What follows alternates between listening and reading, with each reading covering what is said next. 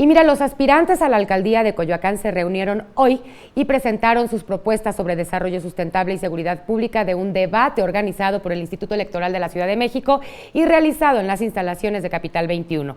María José Valencia tiene los detalles. Adelante.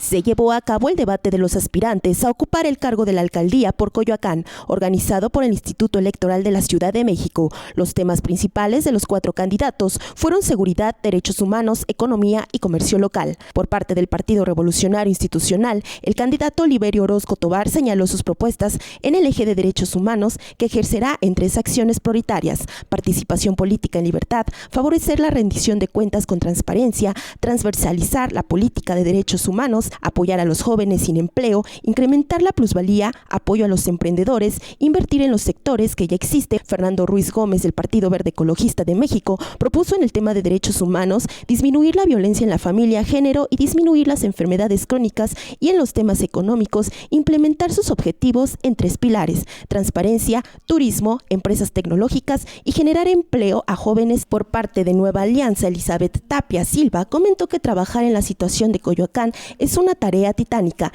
y al ganar la alcaldía defenderá territorio y evitará ecocidios. Aplicará el presupuesto destinado, además que tendrá un enfoque de sustentabilidad, participación a los jóvenes, arte urbano, participación en la diversidad de género y cuidar los derechos de alimentación, medio ambiente, vivienda y agua.